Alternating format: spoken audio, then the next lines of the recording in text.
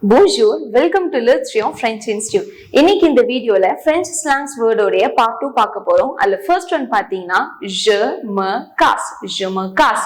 இந்த je me casse கான meaning வந்து இங்கிலீஷ்ல I'm out of here னு சொல்லுவாங்க. அப்படி இல்லனா I break myself அப்படின்ற மாதிரி சொல்லுவாங்க.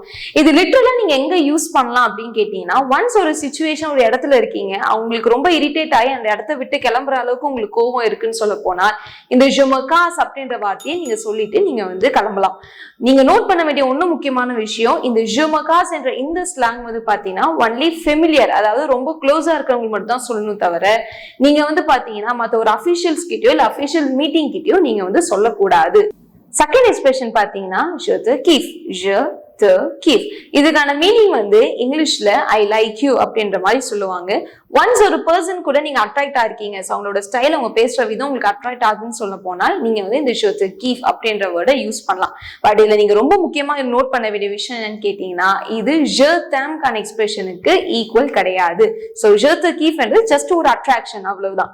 இதுக்கு வெர்பு ஒண்ணு இருக்கு பிரெஞ்சுல kiffer அப்படின்னு சொல்லுவாங்க. சோ இது நீங்க ஒரு பொருளு கூட நீங்க யூஸ் பண்ணலாம். For example je kiffe bien ton style. Je kiffe bien ton style.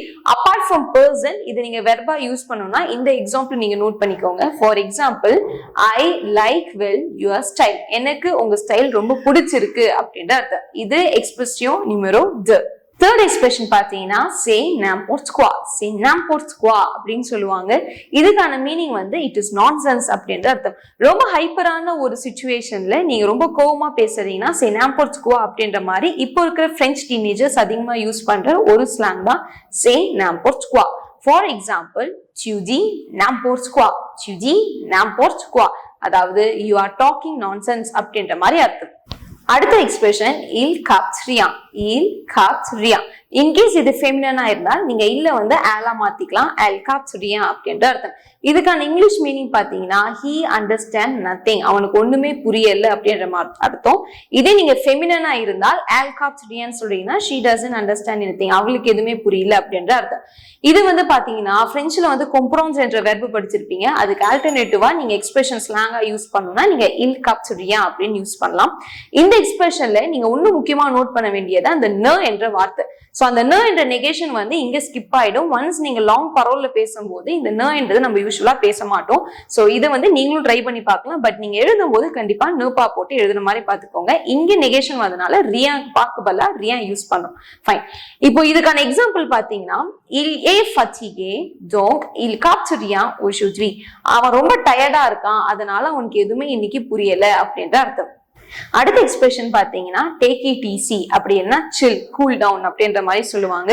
இத பிரெஞ்சுல வந்து வா இ மோலோ, இதுல ஒரு இசட் சவுண்ட் போட்டு படிச்சீங்கன்னா வசி மோலோ அப்படின்ற மாதிரி படிக்கணும். சோ இதுல இசட் சவுண்ட் இந்த லியசோன்றது ரொம்ப முக்கியம். சோ வசி மோலோ.